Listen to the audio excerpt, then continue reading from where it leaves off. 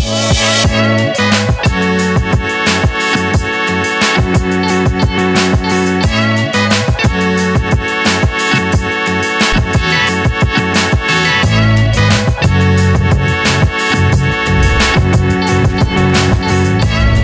guys, finally Samsung telah pun perkenalkan flip phone dan juga folding phone diorang yang terbaru, iaitu Galaxy Z Fold 5 dan juga Galaxy Z Flip 5. So pertama sekali adalah Galaxy Z Flip 5. Secara fizikalnya rekaan nampak macam sama tau dengan model sebelumnya, tapi sebenarnya internally tidak. Lagi-lagi untuk bahagian hinge dan juga skrin luar tu sendiri. So itu antara kekurangan untuk Z Flip 4. But untuk Z Flip 5, diorang improve dekat bahagian hinge. Kali ni memang dah tak ada gap untuk ada habuk masuk ke ataupun berisiko kalau kita rasa macam risau letak dalam poket, dia punya skrin tu mudah rosak kan. Tapi kali ni tidak.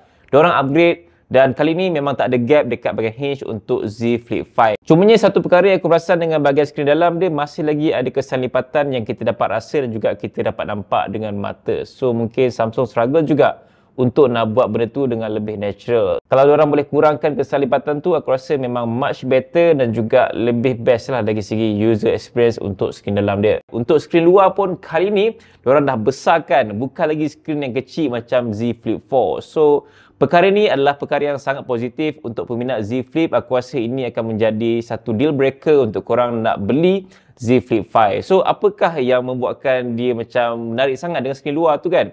Aku tengok skrin luar ni, dia bukan hanya pasal hardware saja dengan skrin yang besar. Yes, kita memang boleh nampak dan juga a better experience untuk selfie. Sebab kali ni, kamera korang boleh nampak dengan lebih besar.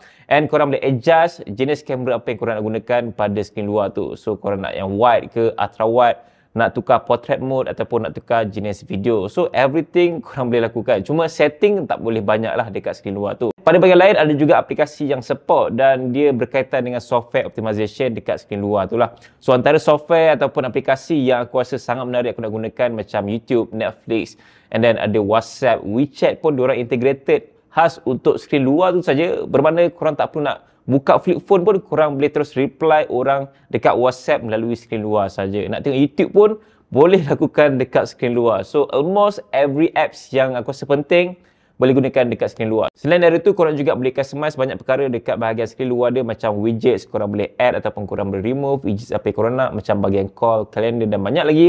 Korang juga boleh swipe down untuk notification drawer, tapi tak boleh setting macam korang lakukan dekat skrin dalam. Just macam boleh on ataupun off, ataupun adjust brightness. Dekat bahagian kiri, swipe boleh masuk notification center, so boleh nampak lah notification yang masuk. And kalau kita nak tukar theme ataupun wallpaper pun boleh, just hold saja, swipe dekat theme apa yang korang nak bahagian skrin luar tu. Pendapat aku dengan pembaharuan yang Samsung lakukan pada Z Flip 5, aku rasa kali ni memang sangat positif dan juga akan menjadi deal breaker kepada peminat Samsung Galaxy Z Flip, ataupun mungkin akan menjadi persaingan yang hebat lah kepada flip phone yang lain di market Malaysia sekarang ni, macam daripada Vivo, Oppo ataupun Huawei.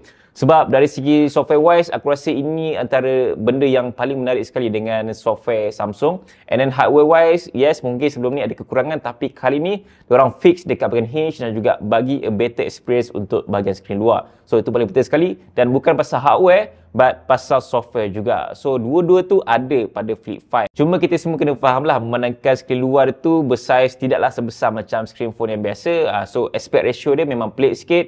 Dia punya bezel size pun memang pelik sikit lah. So tak macam typical smartphone yang korang biasa gunakan sekarang ni. But still usable lah untuk sebuah flip phone. Korang boleh gunakan skrin dalam dia macam phone biasa. Korang juga boleh gunakan skrin luar dia sebagai instantly nak reply WhatsApp, ataupun nak tengok entertainment, Netflix, YouTube, nak buat benda-benda yang basic lah, call dan sebagainya, tanpa korang buka flip phone dia. So itulah fundamental untuk Galaxy Z Flip 5 yang terbaru. Untuk prestasi, memang sekarang ni Samsung dah standardkan menggunakan chip Snapdragon 8 Gen 2 for Galaxy pada Z Fold 5 dan juga Z Flip 5 yang terbaru. Lebih kurang je macam Samsung Galaxy S23 series. Dan seterusnya adalah tentang Samsung Galaxy Z Fold 5. Persoalan yang paling ramai nak tahu, apakah pembaharuan yang Samsung lakukan pada Z Fold 5 kalau nak bandingkan dengan Z Fold 4 sebelum ni. So pertama sekali, kalau nak tengok dari segi rekaan ni, memang dia masih gunakan konsep rekaan yang sama je macam Z Fold 4. Tak ada perbezaan ketara pun, kedudukan kamera masih sama, dia punya shape, dia punya narrow design untuk folding phone itu. So apa yang aku rasa baru dengan Fold 5 adalah bahagian hinge dia. Kali ni memang dah tak ada gap macam Fold 4. So ini memang improvement yang diorang kena buat. Untuk tahun ni memang kena, wajib buat. Sebab apa? Sebab persaingan daripada jenama China, kita tahu dekat market Malaysia sekarang ni dah banyak yang improve dan perbaiki masalah tu dekat phone orang lah, macam Honor Magic VS, dekat phone Huawei, dan banyak lagi phone China yang dah mula tawarkan dengan harga yang lebih affordable kan. But untuk Fold 5, yes, kita tahu hardware wash dia sebelum ni memang ramai juga komplain pasal hinge, but kali ni Fold 5 diorang fix dekat bahagian hinge. Kali ni memang lebih rapat, tak ada gap langsung dah. Habuk tu takkan masuk dan juga lebih durable lah kalau kita nak bandingkan dengan Fold 4 sebelum ni. Lebih kurang sama je macam skrin dalam Z Flip 5. Untuk Z Fold 5 ni pun masih lagi ada kesan lipatan yang ketara. Kita nampak dengan mata, juga boleh rasa dengan jari kita. So kalau Samsung dapat kurangkan kesan lipatan pada bahagian skrin dalam tu, aku rasa much better experience untuk kita nak gunakan folding phone ni. In fact, walaupun secara fizikalnya tak nampak macam ada perubahan ketara, tapi sebenarnya Samsung ada nipiskan sikit tau. Dia punya size tu lebih nipis sikit berbanding dengan Fold 4, dan juga dari segi berat 10 gram lagi ringan daripada Fold 4. So lebih nipis sikit, lebih ringan sikit. So perkara tu mungkin tak terasa sangat, tapi kalau korang gunakan Fold 4 sebelum ni, mungkin korang akan lebih terasa lah dia punya ringan dan juga kenipisan pada Fold 5 nanti. Macam mana Samsung boleh nipiskan dan juga boleh rapatkan hinge dia? So itu satu perkara yang aku questioning juga, tapi diorang ada ubah hinge mechanism dekat bahagian Fold 5 tu, membuatkan dia punya hinge tu lebih rapat, dan juga diorang boleh nipiskan dan juga boleh ringankan Fold 5 berbanding dengan Fold 4 sebelum ni. In fact, untuk bahagian skrin dalam pun kali ni lebih durable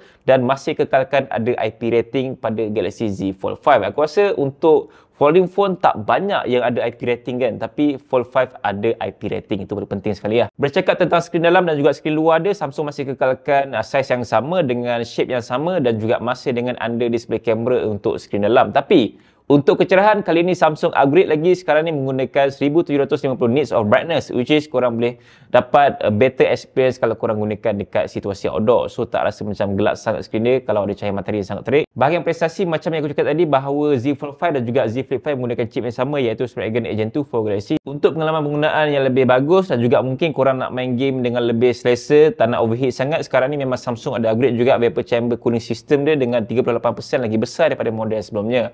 Pada bahagian kamera memang masih gunakan triple camera setup yang sama, iaitu 50 megapixel, 10 megapixel telephoto dan juga 12 megapixel ultra wide. So tak ada upgrade yang ketara sangat dari segi dia punya spec on numbers dekat kamera. Still okay bagi aku untuk sebuah folding phone actually. Improvement paling penting sekali yang Samsung lakukan pada Z Fold 5 kali ni aku rasa adalah pada bahagian software dia. So sebelum ni untuk Z Fold 4 diorang ada perkenalkan taskbar kan, ala-ala macam laptop. So kita boleh easily untuk tukar apps, multi apps, and then pelbagai lagi yang akan memudahkan produktiviti harian kita dengan Z Fold 4. But now, diorang improve lagi dengan taskbar tu, dan kita boleh seamlessly drag and drop gambar dekat dalam aplikasi lain. So dia macam satu features yang mungkin ramai tak perasan, tapi dia akan memudahkan kerja harian korang, lagi untuk korang nak gunakan sebagai tujuan kerja lah. Setiap gambar yang ada dalam galeri tu kita boleh drag and drop dalam aplikasi yang lain macam Notes dan sebagainya. So dia akan lebih memudahkan proses tanpa kita perlu import secara manually. Just hold, drag and drop. Very simple and seamlessly. And banyak lagi improvement yang memang Samsung lakukan pada Z Fold 5 punya software. Dekat taskbar dia, dekat bahagian dia punya flex mode tu pun memang sekarang ni diorang ada letakkan UI yang lebih nampak cantik, and lebih banyak features untuk korang nak lakukan pada flex mode. So guys, itulah serba sedikit antara improvement yang Samsung lakukan pada Samsung Galaxy Z Flip 5 dan juga Z Fold 5 yang terbaru. So dalam banyak-banyak perkara tu aku rasa lebih kepada software optimization, software improvement, dan juga mungkin hardware improvement. Lagi-lagi untuk Fold 5, so dia tak banyak major changes, dia lebih kepada refinement untuk nipiskan sikit, ringankan sikit, dan juga fix dekat bahagian hinge supaya lebih rapat dan tak ada isu macam Fold 4 sebelum ni. And then untuk bahagian skrin dalam pun dia punya durability lebih bagus dengan hinge mechanism yang baru. Dan untuk Flip 5 dia lebih kepada memberi pengalaman baru pada pengguna dekat bahagian skrin luar tu, supaya ada extra features yang korang boleh gunakan tanpa korang buka flip screen itu. Better experience untuk Flip 5 dan juga a better hardware untuk Fold 5. So kat sini korang dah faham kan kenapa Fold 5 tak banyak perubahan dekat design. So dia masih sama dengan narrow shape apa semua, but aku rasa hinge tu penting lah untuk diorang improve kalau bandingkan dengan Fold 4 sebelum ni. Anyway, buat korang yang mengharapkan perubahan yang drastik pada bahagian rekaan, aku rasa korang nak tunggu sekurang-kurangnya Z Fold 6 ataupun Z Flip 6 nanti. Mungkin masa tu baru banyak perubahan dari segi rekaan yang lebih drastik lah berbanding dengan sekarang ni. So sekarang ni lebih kepada refinement dekat bahagian hardware dan juga improvement dekat bahagian software. Selain daripada smartphone, ada juga produk baru yang diorang perkenalkan iaitu Galaxy Watch 6 series. Ada dua pilihan varian iaitu Watch 6 dan juga Watch 6 Classic. Tak ada yang Pro dengan dua pilihan saiz juga yang korang boleh dapatkan di pasaran Malaysia nanti. Dan juga ada tablet baru iaitu Samsung Galaxy Tab S9 series. Saiz dia memang sangat besar. Ada improvement pada bahagian software dan juga hardware, dan kat sini korang ada pilihan banyak untuk produk Samsung yang terbaru. Ada smartphone folding, flip, Watch 6 series dan juga Tab S9 series yang terbaru. So guys, terima kasih kerana menonton dan sampai berjumpa lagi. Assalamualaikum. Bye. Flip 4, Flip 5.